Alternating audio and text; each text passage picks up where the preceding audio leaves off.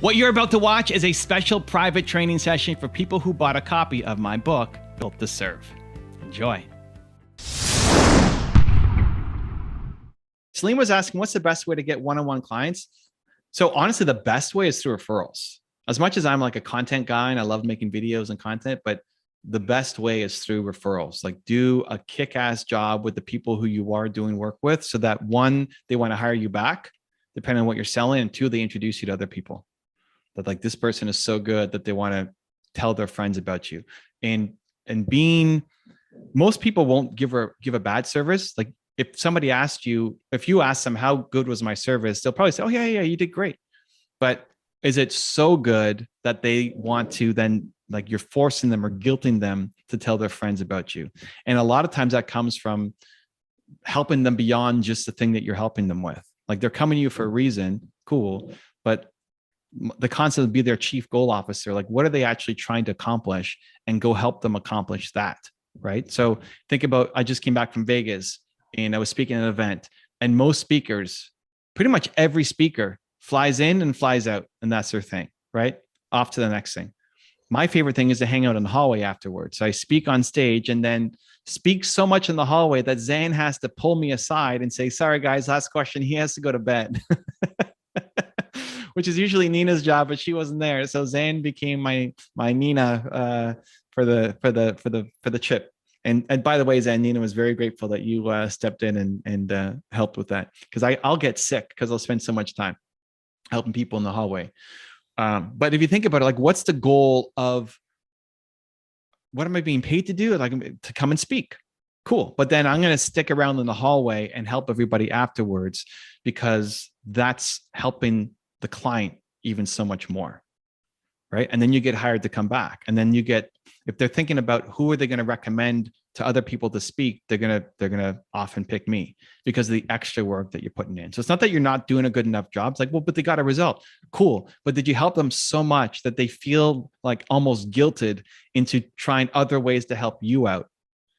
And so referrals is the number one way to grow a one-on-one client business. If you're a service-based business, the fastest way to grow it is through referrals. Now, that doesn't necessarily scale, right? That's not how you build a $10 million company, but it's the fastest way to get going and get started. If we're going to use content, so if you look at Built to Serve, we tend to always focus on the thought leadership and the content, but there's 3 strategies at the back of the book on how to win, right? There's the fast, passive freedom, there's partnerships, and then there's thought leadership. And partnerships is basically what we just talked about. It's like referral strategies. For the content, the best way to do it is to do the thing that you're doing live on inside your content. So Zan wants to sell confidence coaching. He should be doing confidence coaching as part of his content calendar. We had somebody in Brandlytics this morning who was doing, she helps actors get into Hollywood, and all the tips.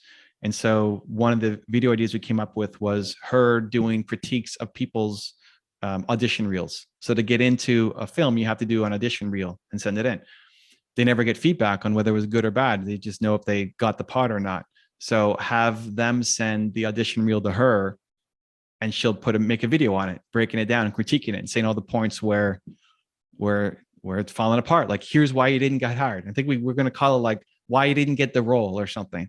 And she basically breaks down and tells you why you didn't get hired for the job. What's wrong with it? If she wants to sell those services, it's much easier to get clients with that kind of content than with, here are 5 ways to win in Hollywood. Because the fact that you can speak doesn't mean you're going to be a great coach. So what are you trying to sell? And then show me you doing it. Right? But the easiest way would be referrals. So I don't know what you're selling, Salima, or what we're trying to get clients towards, but go in even for free. So Drew and Jeremy are 2 people who I both invested into and trained the YouTube side of things. And they both have mid 6-figure businesses now. Jeremy started a little sooner. Jeremy went from being a stock boy at a grocery store making minimum wage to then now having a mid 6-figure business. And he's like, I don't know if I want to work more than 35 hours a week. He's like, oh my gosh, this guy. He's spoiled now. Jeremy, if you watch replay, you are spoiled. But how we started was, it was a lot of free calls because he wasn't very good at the thing yet. And so we did free calls, free YouTube breakdowns, basically pulling up somebody's channel and do breakdowns. And that led to then some people on the free calls would call him back and say, hey, that was really good. Can I hire you? And that becomes the goal. It's like, you ultimately want to be hired. But are you doing a good enough job on the free to get people to say, wow, I want to hire this person to come back?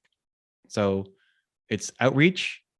Zane had a great point today in Brandlytics where we were pulling up somebody's channel. We didn't know who they were. It's just like using them as an example. He's like, could you reach out to them and tell them to fix their thumbnails and offer that as a service? Like, yep.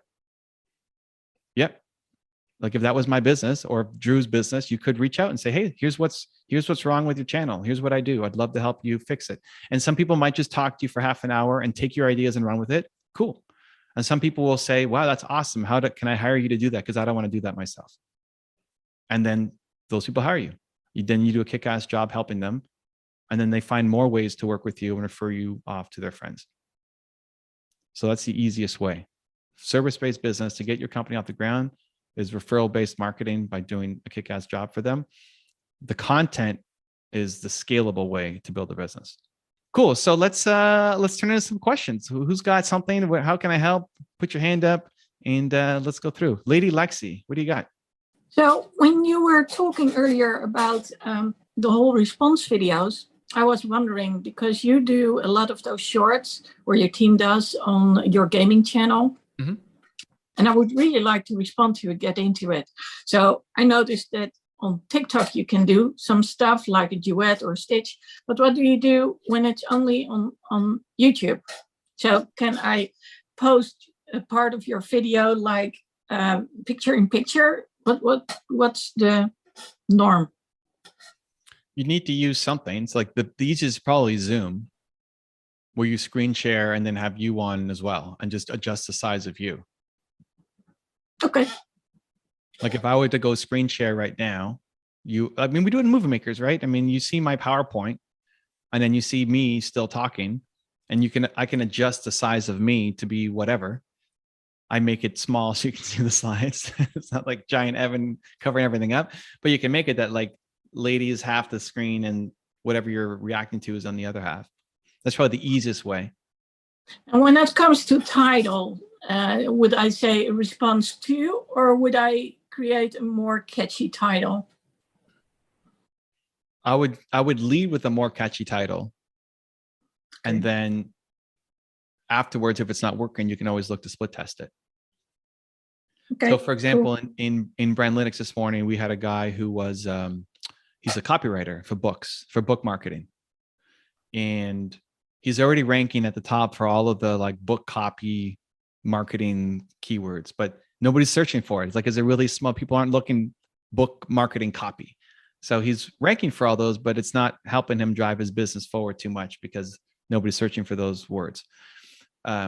So one of the things he does is he does Amazon sales page copy. So when you write a book, you need to have an Amazon page, and there's copy on the Amazon page.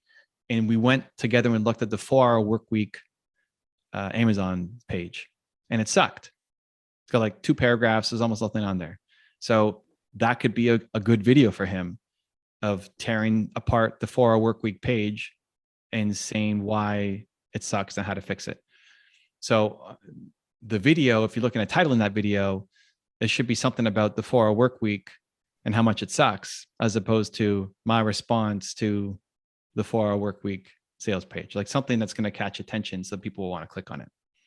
Now, it's ideally not just tearing it down, but then giving feedback, right? Like here's how to make it better. Okay, so I got a little inspired watching all the descriptions on YouTube, and of course, you got inspired by descriptions on YouTube. Yeah, that's amazing. With how people actually call themselves. I don't think I've ever heard anybody say that before, ever. I got inspired by YouTube descriptions. Okay, this is great. You know that you're like obsessing over YouTube when you lead a question with, I got inspired by YouTube descriptions. Oh my God. You're basically living inside YouTube right now, Lady Lexi. Okay, I love it. I love it. Let's go. What do you got? Oh, I'm living in LumaFusion right now. It's a whole different ball game. Anyway, Zen calls himself confidence coach, and I've been looking for a while how to call myself. Okay. Today I was thinking about calling myself, what was it called again? Inclusion influencer, because it does have the word inclusion in there, and I actually like to see myself as an influencer. It's way easier than coach, therapist, trainer, whatever. Okay, so you're asking what I think about inclusion influencer? Yes. That's okay. I don't know that I would lean in on influencer. I think it still has a 22-year-old up and coming vibe to it, as opposed to like if you're actually an expert at it. Mm-hmm. So like if you're the inclusion expert, I also saw inclusion creator passing by. Yeah, expert or advocate or leader, or like just something with a little more, if it were me, something with a little more gravitas to it. If you know gravitas, with a little more stature to it. Mm-hmm. You know, than an influencer. I think people will self-identify as influencers, and they might look for, I mean, if you're looking at inclusion influencer, it's something that nobody's looking for. Like nobody's going to YouTube or Google anywhere and typing, I need to find an inclusion influencer, right? So now it's a branding play. Like, what do we want to call ourselves? This is not for somebody searching. So like if somebody's trying to find a confidence coach, then they can find Zen, and you kind of get a sense of what it is, right? Like, he's a coach who's going to teach me confidence. That's what I assume it is. If I go talk to him and he's trying to sell me dog food or something, it's like, there's something wrong here.